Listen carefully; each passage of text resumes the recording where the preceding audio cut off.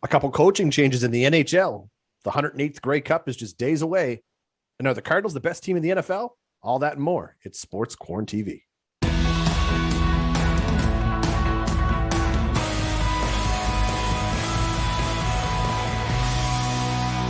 What's up, everybody? Welcome to another episode of Sports QuaranTV. Chris Dobson, Gerry Green coming at you. Gerry, hope things are well, man. We've got a great show. We've got a banger. Let's just jump right into it. Starting with the Quebec Major Junior Hockey League. More big news coming out of St. John. We talked about it last week in regards to whether the St. John Sea Dogs were going to get Calgary Flames prospect Yan Kuznetsov on the blue line. Well, after we recorded the show last week, guess who was on his way on an airplane across the country? Yeah, it didn't suit up for the Sea Dogs on their Quebec road trip, of which they went 2-1 and actually lost the last game. They played the two tough games first, including playing in Sherbrooke, and then fell to Victoriaville, who are, of course, the defending champions, but didn't play during those three games. So they're expecting him, I would think, to play at home. And Chris, we've experienced this before when we're in the month of December and all of a sudden a player comes off injury or a player comes from another team, acquired without making a trade of some sort, but a new face is added to your lineup. And this is a dandy one to add to the lineup for St. John, and especially the fact that he's a defenseman. Yeah, we've talked about their blue line and how it's looked better than it has over the last couple of years. Gordy Dwyer starting to structure that line, and Kuznetsov brings that grit to that lineup as well. He's a nice stay-at-home defenseman, apparently, with a great first pass option out as well. So you talk about how great he's going to be, and a nice addition that didn't cost you anything. So now you've got that situation where you're rolling into the Christmas trade deadline with all your assets still intact. Don't be surprised Trevor Georgie's going to be making a move. But they weren't the only team on the road this weekend, Jerry. Some other Maritime teams were rolling through Quebec this weekend. Yeah, they all were. And to relative success, Charlottetown went through and got 2 wins and an overtime loss. Moncton went 1-1-1. They did respectable for themselves and got some big victories, especially in Rouyn-Noranda. Got a victory there and got a draw in Drummondville. Or an overtime loss, rather. And Halifax went through. They went 1-2. Meanwhile, Chris, Bathurst gets back home. They're with their new coach. Cape Breton's coming to town for a pair. Doesn't Bathurst lose the first one? Even though they outplayed Cape Breton tremendously, they lost in overtime. But didn't they take it out on them later? They beat them 11-2 and 9-1 in the next 2 games, of which one of them was in Sydney. So maybe the coaches implemented some things, and maybe this team finally shook their head and said, boys, we got to be playing better than this. Yeah, I would think. And, it goes to show we had talked about, the coaching change going on in Bathurst themselves. Bathurst was a lot more capable than that. So I wasn't overly surprised. Kudos to Cape Breton for getting that first win in the first place. I love the upset stuff. I think it's great. Yeah. But overall, good on Bathurst to rebound and make that happen. Meanwhile, some other big news coming through, of course. How do you think the new injury to Xavier Simoneau out of Charlottetown is going to impact this team moving forward? He's out for a long time. Yeah, he's in the top 5 in scoring, if you didn't know, Chris. And of course, they're just 1 point back of Sherbrooke for the overall standings. And that's one of the teams you think, here they were in the Final Four last year and have put together another good team based on good, solid defensive core and balance up front and good goaltending. Statistically even better than what we had thought, and maybe just anonymously are playing very good in the crease. But they're one of those teams that are going to have to be looking at an addition here or there. And in our division, St. John and maybe Bathurst. I don't think Bathurst has to now that Lapierre's shown up, but you never know what's going on with Sylvain Couturier up in the north. Yeah, the question mark's still going to remain, and what is going to happen with the Halifax Mooseheads? What are they going to do? What's Cam Russell going to do? Because I wouldn't you've got the assets. You started this rebuild. I wouldn't think they even remotely think they have a chance to win this thing. Yeah. But you just never know. You never know. He keeps his cards so close to the chest. He's got a lot of blue chips to move. Don't forget Elliot Desnoyers, Zachary Leroux. He's got some serious options. I'd see Desnoyers possibility, but you keep Leroux around as a figurehead, just develop your players as is. I wouldn't think Halifax would be one of those teams, but you got to think Quebec is going to be looking there in the top 5 as well. It should be very interesting as we get nearer to the trade period and what might happen. Coming up this week, Victoriaville, Val-d'Or, and Drummondville will be coming through Atlantic Canada in the Maritimes. But the two key games I'm going to watch this week is Friday, Bathurst is in Charlottetown, and then Charlottetown goes to St. John. Those will be two very good Maritime Division matchups that'll be curious to see the results. All that matters to me is it's good seeing full ranked hockey again coming on into the Quebec Major Junior Hockey League in the Maritimes and seeing these Quebec teams come in and out. But speaking of the Memorial Cup, we were talking a little earlier, Memorial Cup tickets went on sale, Jerry. Yeah, that's good, Chris. The packages are out if you want to get involved, and you got to get them out early. You got to get people knowing about it. So it was a good time to be doing that, and we'll look at just in time for Christmas. That's what they're there for. You talked about, speaking with the Memorial Cup still before we go, you talked about Quebec trying to add, and you're right. I mean, don't forget, they were the second team bidding for that championship, so you knew they were all in regardless. My question comes at this point is, if you look at all the noise happening out of Quebec right now with Patrick Waugh and the Montreal Canadiens GM and all, is that noise to a hockey team in the Quebec Major Junior Hockey League, or is that something that the players can just kind of brush away? Yeah, I think they're so fanatical about hockey in the province of Quebec, and so much journalism.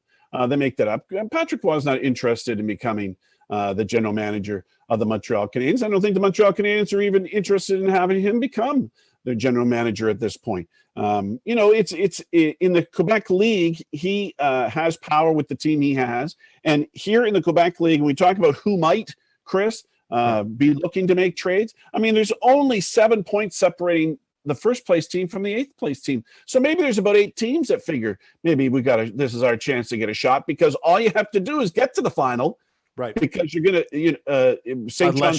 Right. Well, you got to get to the final against St. John. It's St. John, right. Yeah. Right. St. John's guaranteed to be there. But I think it's a wide open horse race, so it'll be fun to watch. I absolutely agree. And the last thing I'll say is this, is when it comes down to making these moves, because it's in the queue, the cost is going to be astronomical. And one of the only teams around here that have the assets to move, to really build. Quebec made a lot of their moves before the season started. Yeah. St. John still has 3 or 4 first-round picks to deal. So either way, it'll be exciting. Jerry, let's stay on hockey, but let's switch leagues. We're going to the National Hockey League.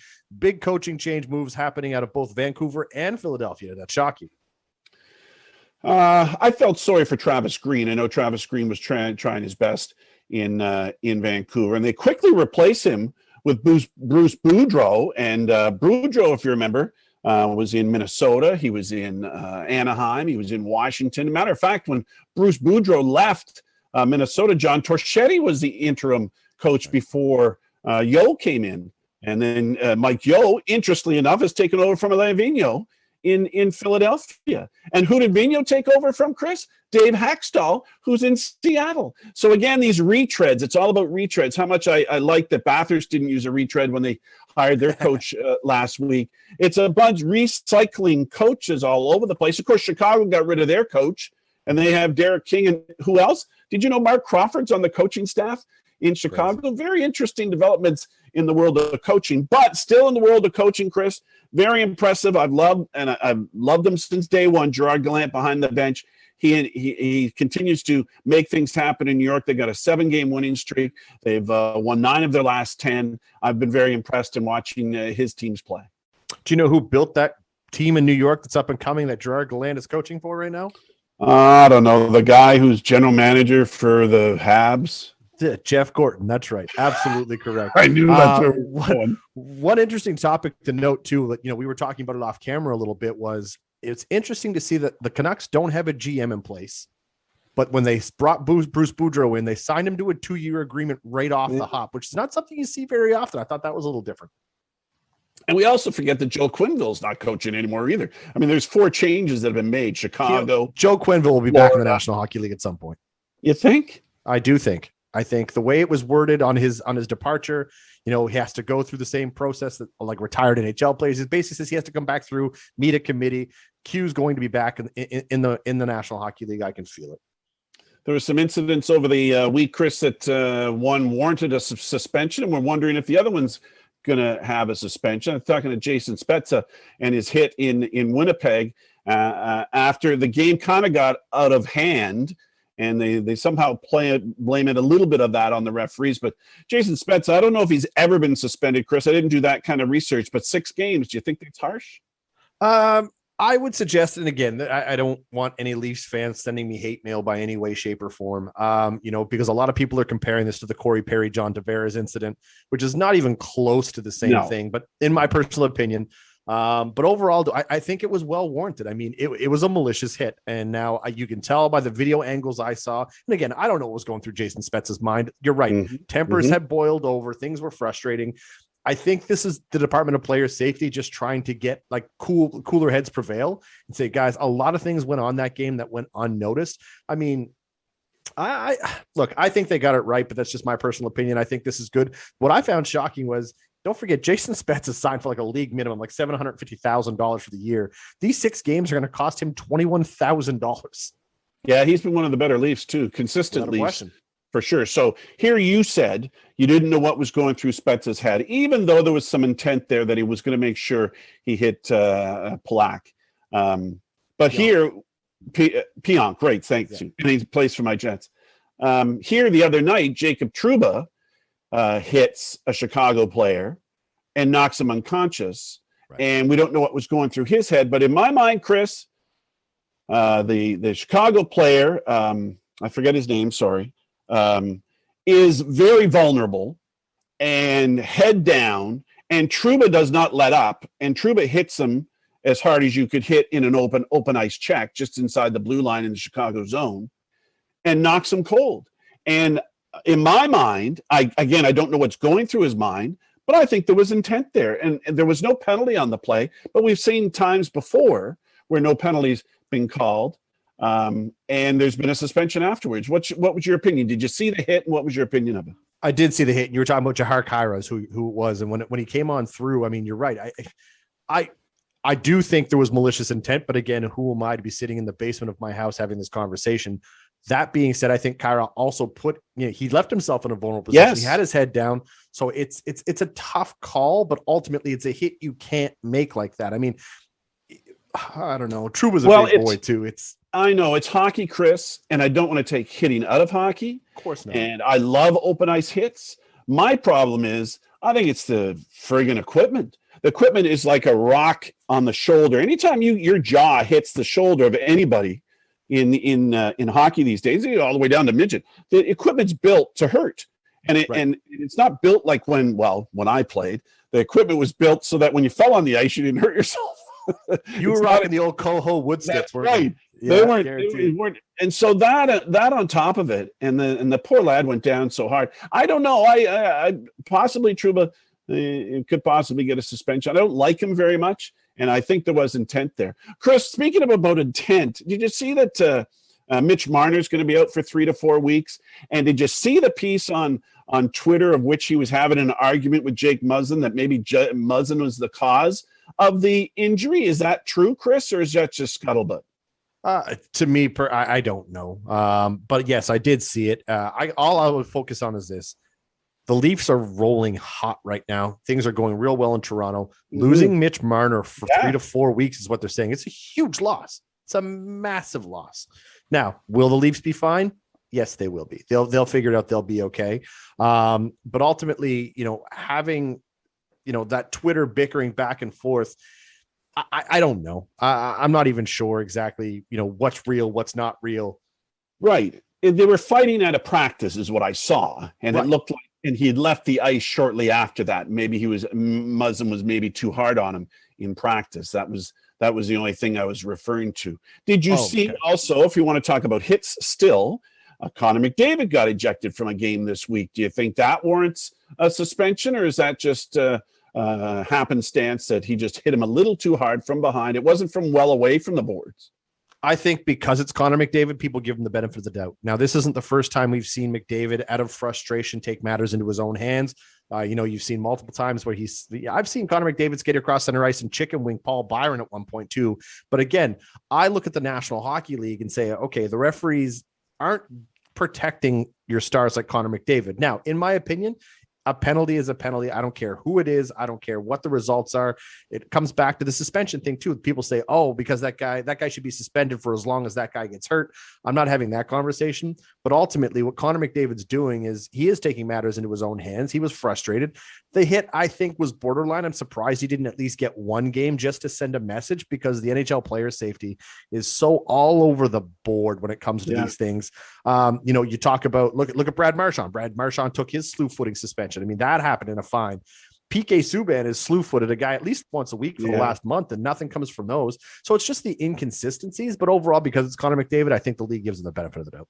Still highlights from the week, Chris. Did you see the Trevor Zegras pass? It wasn't his goal. It was his pass that makes the highlights. He passes it to Sonny Milano, and he's able to bunt it in a game versus Buffalo. What was your impressions? Or first of all, did you notice what was going on? First of all, did it take a couple of reviews for you to tell what really happened? I honestly thought he banked it in off the back of the goaltender. I thought he had scored it from there. So when I watched that, and it was insane. Now, Trevor Zegras has done some pretty creative things this year. I've seen how skilled his hands are. A lot of people in the last month or so have been pulling off this Michigan goal, the lacrosse goal. And to me, do you remember the last time we saw someone score from behind the net just like that? It was Pavel Datsyuk. Years ago, he was behind there, just that little flip over the top and jumped it out front. Anyways, to watch Trevor Zegras do it, and then the look on Sonny Milano's face when he got a piece of it, and watching the two of them just in pure shock and awe, it was just priceless. I absolutely loved it. What a set of hands on the kid. Zegras is 20 years old, Chris. He's an American, first-round pick by Anaheim in 2019. He's playing with Sonny Milano, who's 25. He was a third-round pick. He's third in scoring with 19 points. You know who leads Anaheim in scoring? A guy named Troy Terry. Have you ever heard of his name? They got three young studs up front that's leading them in scoring. He has 26 points in 23 games and 24 years old. I absolutely love what they're doing in Anaheim. Don't forget Bo Gru's down there in a regular. Max Comtois down there in the regular right now. I love the young squad, and they're all surrounding themselves with that great veteran, the huge veteran down there, Ryan Getzlaf. What a stud. What a stud. It's him and a bunch of his kids. Chris, the Oilers have stumbled a little bit in the last little bit. They've lost 3. They lost to Seattle, they lost to LA, and they lost to Minnesota. Minnesota's a good team, don't get me wrong. But they've got to right the ship here pretty soon, because they've got a homestand that has 4 games involved, in which they got Boston, Carolina, Toronto, and Columbus. So if they don't right the ship a little bit in Edmonton, they could have their hands full. No need to hit the panic button just yet. You are right. They're getting close to that point. They're nowhere near in dire straits like the Islanders are. Sometimes it's good to lose a couple games to kind of knock everybody back down to reality. But Connor McDavid and Leon Draisaitl are going to right the ship here. They'll be fine. Okay, well, I find Boston on the road and Carolina won in Winnipeg the other night and looked very dominant in doing so. I enjoy watching them, and I enjoy watching Boston too. But the two teams you got to keep your eyes on: Minnesota and the New York Rangers. Not flashy, but they're getting the job done. All right, Jerry, let's switch sports. We got to go. The 108th Grey Cup's this weekend. Are you excited for the Grey Cup? Well, I predicted the Bombers were going to be there. Now, the Bombers had to work hard to get there. But the thing that impresses me so much about the Bombers, Chris, despite the fact they turned the ball over 6 times, and one of them right on the goal line, it seemed to me, I'll get back to where my point was going, it seemed like Saskatchewan was ball hawking all night. Every chance. That was their defense. That was their game plan, to try to strip the Bombers of the football every chance they get. And they did a good job for it. And they intercepted some passes. But despite 6 turnovers, they had 17 points. The Bomber defense is the best in the league. Their runners are the best. Their backs, their running game is the best in the league, kind of like what we saw on Monday night, and we'll talk about that a little bit more. They're a dominant force, and Hamilton's going to have their hands full. Hamilton seems like a real cocky bunch, and it's on their home field, so it should be a lot of fun. So let me ask you this. Is there any scenario, is there a snowball's chance in hell that Hamilton can find a way to come out and beat Winnipeg? Like every major consensus has this thing as basically a landslide. They say it'll be over by halftime. Right. The only thing is, Chris, and this is the unpredictable part about football, with the turnovers, and that's how Saskatchewan came so close to, had that last drive in the last 2 minutes to have a chance to take the lead. And I was very nervous. I didn't like the fact that it was that close, but that's what turnovers can do. That is the part of the game you don't know about. We don't know about the weather yet in Hamilton, but I think Winnipeg can handle anything you throw at them because they just came from a snow bowl and now would be going out east. I just hope, and I think the best defense in the league, I think defense wins, just like Tampa Bay's defense won over Kansas City in the Super Bowl. I think that was the difference in that game. I think defense could be the big factor for the Bombers in the Grey Cup. You know, the old cliche saying, defense wins championships. Let's stay on the gridiron, but go south of the border. Well, Chris, just one other thing before you do that. I just wanted to mention Mike Miller from Riverview is a 10-year veteran in the CFL. He's a special teams all-star. He's going to be making his try to get his second Grey Cup with the Bombers. I think he had a Grey Cup with somebody else before that too.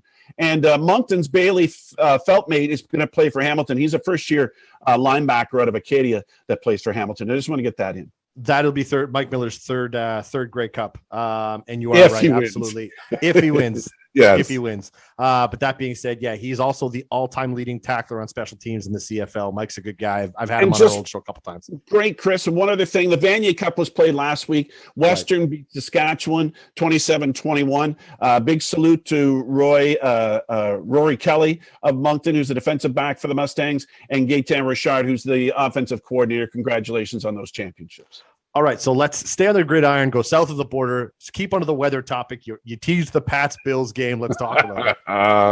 Well, Chris, I don't know. I don't know if I've ever seen a game that I was so excited for it, first of all, because it was going to be a real test. You got the up-and-coming Patriots, and how often have you ever said that, against a team that was supposed to contend, or is still supposed to contend, for the Super Bowl on their home field in unbelievable windy conditions. First quarter, you see Belichick wants to run the ball. Hey, makes sense. You're going against the wind, but not for 4 quarters. Not run the ball 46 times and throw it 3. And there was times I'm sitting there as a fan going, are you going to throw the ball? It's 3rd and 8. No, they ran the ball. It seemed to me Belichick was really testing or seemed to be playing his own game in his head, didn't care what the other team was doing. And the crazy thing about it, Chris, Buffalo knew they were going to run it and still couldn't stop them. No, I fully agree with you. I've never seen anything like this. And, you know, the closest thing I've seen to it this year would be that the Niners-Colts game that they played in that hurricane back in San Francisco. But, you know, watching the weather, and we were teasing about it off camera, you said, this looked to me like Belichick was playing his own game of Madden. And what I just kept, every play was just the run. Just run it, run it, run it. See if I can win by just running the ball. And I think it's a real message to what's the coach's name for Sean McDermott for Buffalo. It was infuriating, I think. I think he was boiling over in frustration that his team couldn't stop the run when you knew it was coming. He threw the ball 3 times, every time. And you know, Chris, and we talked about it, it's hard work to run the ball. Those offensive linemen and the stunts and everything they have to do, and they want a break where they can just go into pass defense and try to, you know, get a little break from working so hard up front. It is hard work, and thank goodness they got a bye week to rest some of the bruises I imagine they must have had.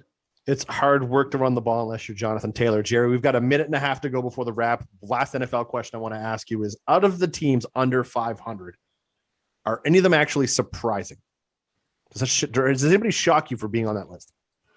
Oh, I think Cleveland surprises me terribly, and Minnesota, who I like, disappoints me. But they were been in so many close games that they should have won. But they're 5-7. Cleveland's 6-6, Chris, and I never thought they've got a great defense there, and they supposedly have a potent offense, and they get rid of OBJ there and you get him out of the way, but they seem to just flounder and a little disappointed. And we knew it was probably going to happen in New Orleans. They lose Drew Brees. They haven't replaced him. They're 5-7. Those are 3 teams for me, Chris, that are a little bit surprised they're under 500. I lied. One more thing. Is anyone going to stop the Cardinals? Do you think they're legitimate Super Bowl contenders? Absolutely. Their only game that they seriously lost to Green Bay in that big, I don't know if it was a Monday night or a Sunday night game, where they should have won it on the last play. But I think they're serious contenders. The only other loss they had was to Carolina, and Murray wasn't in the lineup. McCoy was. I really do think, and they've got a big matchup this weekend, Chris. They're taking on, who are they taking on? No, they got the Rams this weekend. There's Arizona. So that'll be a good matchup to see what happens. Well, it sounds to me like the hotline's ringing. Someone's looking for some NFL tips. Jerry, you might want to answer that. Well, Jerry, it is time. We are going to go ahead and we're going to wrap this thing up right now, starting with U.S. college football. The 4 teams are set. What's it looking like? Well, great weekend of football. It was Saturday, of which Alabama, everybody wanted to see Alabama out. Georgia couldn't do it. Alabama's ranked number 1. They're going to take on Cincinnati, who won. They stay in the top 4. And then it's Michigan's going to meet Georgia in the other matchup. They call it the Cotton Bowl and the Orange Bowl. They're both played on New Year's Eve, Chris. The big championship game is January 10th. Tiger Woods is back in the news. Chris, why? Absolutely excited to see this. We talked about it last week. Tiger Woods gets to pick and choose his tournaments. Well, he's picked his first one. It's going to be the PNC Championship, going from December 16th to December 19th with his son, Charlie, who everybody loved to see. It's going to be a good time. It's good for golf when Tiger Woods is playing. I'm excited. The Lou Marsh Award's been awarded. Jerry, are you surprised with who won it? No, Damian Warner and Andre DeGrasse were neck and neck. Both had great Olympics this year. Warner wins the decathlon, and you tip your hat to him. He edges out DeGrasse. The question is it going to be called the Lou Marsh Awards next year? Jake Paul has a new opponent, Chris. What's going on there? Absolutely. On December 18th, Jake Paul will be fighting Tyron Woodley for the second time. The former UFC star stepped in when Tommy Fury stepped out, with a broken rib. He was very sick, chest infection. Good on Woodley to step on in and take this fight last minute. He has been training hard. I saw an interview with Jake Paul talking about how, he doesn't think that Fury was absolutely that sick, but overall we'll see exactly what happens. Best part of that whole thing is the undercard. Frank Gore's fighting Darren Williams. Let's go. Super fired up. Jerry, major under 18. Seems like Moncton and St. John are going toe-to-toe in the standings. They sure are, Chris. 32 and 31 points, respectively. Both have 15 wins. They have Luke Patterson is leading Moncton Flyers in scoring. He's a 4th-round pick at Cape Breton, Chris. He's got 17 goals in 18 games. What about the Major League lockout, Chris? Is there an update there? Yeah, for the first time in 26 years, they couldn't get things done. Looks like Major League Baseball. This thing could go on a while too, Jerry. Don't forget. But I know they're going to try to get a deal done, but I wouldn't suggest anything till at least March or April. A lot of money was lost during the COVID thing, so I hope they get things sorted out for the fans. It's good for baseball. Will we see a name change in the NFL for the Washington football team? I love the Washington football team's name. They are going to make an announcement in early 2022, Chris. They've been that since 2020, and so it's about time for a change. I don't want to change. Leave it just the way it is. Carey Price, what's he doing, Chris? What's the news? Good to see him on the ice this week. First time since the start of the season. He has been practicing with gear on. The Habs made it clear it's not for Habs time anytime in December. Personally, I think it's for an Olympic run. We'll see. Stay tuned. We'll update you as we know it. Guys, thanks for tuning in. It's been another great episode here. We will see you next Thursday.